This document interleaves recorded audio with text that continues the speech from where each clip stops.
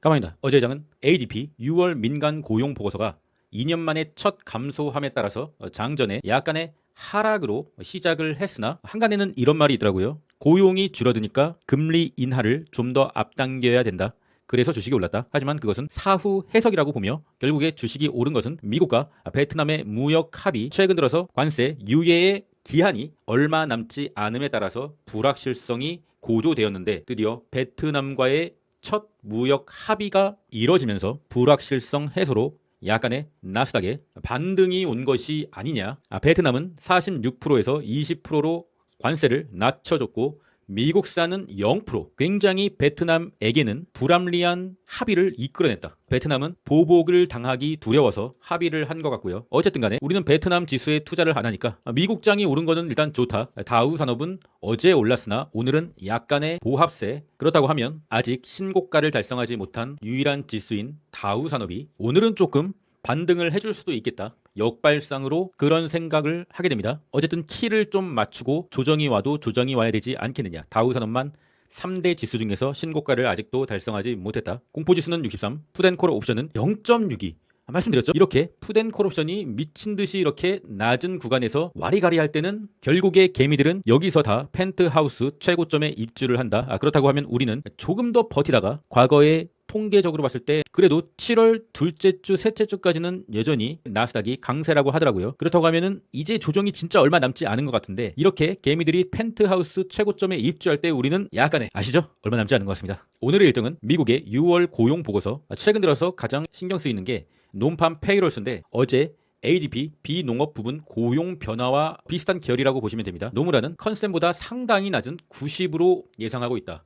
그런데 어제도 비농업 부분 고용 변화가 컨센보다 낮게 나왔음에도 주가가 눌렸다가 장중에 트럼프의 관세 합의로 올랐잖아요. 그러면 오늘도 논팜 페이롤스가 낮게 나오더라도 실업률은 컨센과 좀 비슷하게 나와준다고 하면은 장전에 약간 흔들림을 장중에 트럼프가 또 어떠한 SNS 트윗질로 올려줄 수 있지 않겠느냐. 정말 이거 말도 안 되는 상황이긴 한데 트럼프는 지금 다 그런 걸 해내고 있습니다. 현재는 트럼프의 행보를 계속적으로 추적을 해야 되는 시기. 그러나 오늘은 새벽 2시에 조기 폐장이 있습니다. 미국 독립기념일이고요. 그렇다고 하면은 금요일, 토요일, 일요일 3일 동안에 세계 경제에 무슨 일이 일어날지 모르기 때문에 기관들이 어쩌면은 약간의 좀 주말을 대비한 차익 실현 그리고 개인들도 무지막지한 베팅은 하지 않을 것 같다. 고용 보고서만 제대로 나온다고 하면은 증시에 큰 급락은 없겠지만 재미없는 장으로 생각하고 있습니다. 단타를 하시려고 하면 장 초반에 빠르게 하셔야겠죠. 나스닥 지수 현재 나스닥이 여기가 지금 안드로메다의 구역인데 안드로메다에는 그렇게 오래 있지 못하거든요. 안드로메다에서 센타우루스 알파게까지 간 적이 없어요. 나스닥이 4시간 봉을 보면은 안드로메다의 구역에 있다가 22평선을 이탈하고 지구로 기환을 하려는 밑꼬리를 보여줬다가 다시 베트남 관세의 합의와 더불어서 다시 안드로메다로 진입. 어제 말씀드렸죠. 22평선을 저항을 받고 다시 내려올 수가 있으니 이 상황에서는 좋아할 필요가 없다. 그러나 22평선을 돌파했으니 이제는 조금 더 좋아해도 된다. 현재는 좀 좋아해도 되는 구간입니다. 다시 4시간 봉에서 22평선을 이탈하지 않으면 아직은 나스닥의 조정은 오지 않는 것이라고 보는 게 타당하고요. 그러나 여기서 다시 한번 이렇게 센타우리자 알파게로 갈 수 있을 것이냐? 그런 적이 없어요. 나스닥에서. 역대 나스닥에서는 약간의 이렇게 조정을 주고 다시 한번 돌파한 적은 있어도 이런 안드로메다에서 막바로 다른 행성으로 간 적이 없다. 상당히 지금 나스닥이 과열은 많네요. 이렇게 헛소리를 길게 해본 적도 없는데 어쨌든 지금은 과열이니까 항상 조심조심해서 매수를 하더라도 단기적으로 짧게 드시고 나오는 단기 매매만 해야 된다. 여기서 적립식이나 강한 베팅으로 장투를 할 자리가 절대로 아니다. TQ 다시 한번 82달러를 회복해주는 모습. 볼린저 밴드를 찢다가 볼린저 밴드를 영원히 찢을 수는 없다. 다시 한번 안으로 들어왔다가 다시 한번 추가적으로 가야 되지 않겠느냐. 테슬라 어제 인도량 발표가 예상치를 약간 상회함과 동시에 급등을 하였다가 장중에 플러스 1%까지 내렸었죠. 상당히 또 시작인가? 이런 생각을 했었는데 그러나 저러나 여기까지 온 거 끝까지 한번 가보자 하고서 홀딩을 했고요. 저는 개인적으로 이 자리에서 엊그저께 소액 추매를 했습니다. 추매한 물량은 다행히 양전이 돼서 전체적으로 이제 양전이 되었고요. 테슬라를 여러 계좌에 갖고 있기 때문에 가장 높은 평단의 테슬라 레버리지에 추가 매수를 한 거고요. 일단은 수익권에 왔습니다. 차트를 보면은 아직도 5일선, 21선 그리고 저항선 이제는 첩첩산중이다. 이 구간은 굉장히 매물대가 얇아서 엄청난 변동성으로 내렸다가 오르는데도 쉬었지만 이제는 강하게 물려있는 제발 살려줘라고 하는 사람들이 많은 구간으로 들어섰기 때문에 여기서 뭔가 또 강한 호재가 있어야만 올릴 수가 있는 상황이 된 거죠. 일단은 추가적인 상승이 나온다고 하면 약간의 좀 물량을 줄여볼 생각을 저는 갖고 있어요. 지금 테슬라 물량이 너무 많기 때문에 테슬라가 조금만 움직여도 계좌가 막 휘청휘청 되거든요. 제 개인적인 포트폴리오가 좀 잘못 돼 있는 것 같습니다. 상승하게 되면은 테슬라 비중을 조금 줄일 생각을 갖고 있습니다. 엔비디아 다시 한번 5일선을 복귀해주는 괜찮은 모습. 반도체는 235달러 주황색 라인 이탈하지 않으면은 여전히 홀딩의 구간. 그러나 언제든지 이탈할 수 있으니까 대비는 해둬야 된다. 속슬 다시 한번 종전 최고가인 25달러를 돌파해주면서 26달러가 되었다. 여전히 속슬의 저항대는 25.5달러라고 보고 있으며 지금 현재는 여기를 넘어줬지만 다시 이탈하면은 약간의 조정이 나오지 않겠느냐. 속슬은 진짜 오늘 내일 하고 있습니다.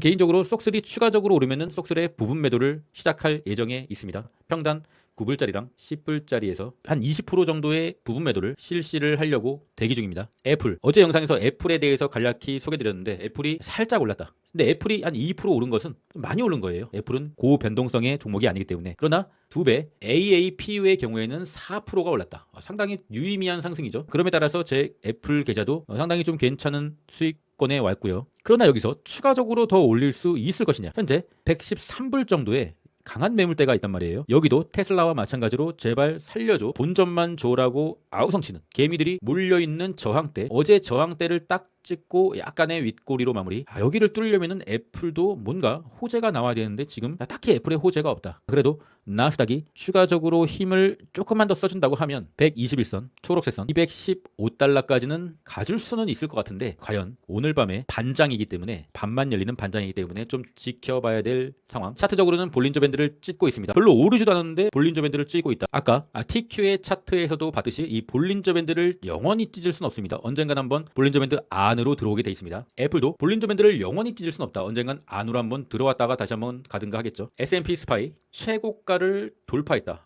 괜찮은 모습. 다우지수 다이아 최고가를 아직 돌파를 못한 3대 지수 중에 유일한 지수죠. 다우지수도 최고가를 돌파해야 되지 않겠느냐. 그리고 3대 지수 모두 전부 다 신고가를 쓰게 된다고 하면 어쩌면 그때가 조정의 시작이 될 수도 있겠다. 아직은 조금 더 남아있다고 개인적으로 생각하고 있는데 그 조정의 시기가 어느 정도 임박한 것은 맞는 것 같습니다. 코인의 공포지수는 어느덧 익스트림 그리드를 목전 앞에 두고 있다. 마라 최근에 마라를 3일 전인가 제가 시작했죠. 소개를. 어제 장대 양봉이 나왔습니다. 영상을 보시고 마라에 단기 매매를 하신 분들은 축하드리고요. 볼린저 밴드를 뚫었기 때문에 여기서는 약간의 이제 수익 실현이 필요한 구간. MSTR 비트코인이 추가적으로 신고가를 돌파하면은 MSTR도 이 검정색 추세 저항선 여기를 이탈하면은 급락이 나오고 여기를 돌파하면은 급등이 나온다. 다시 한번 여기를 돌파하면은 급등이 나오면서 피날레로 갈 수 있지 않겠느냐. 비트코인이 신고가를 달성하면은 MSTR도 좋은 흐름으로 가지 않을까 생각하고 있습니다.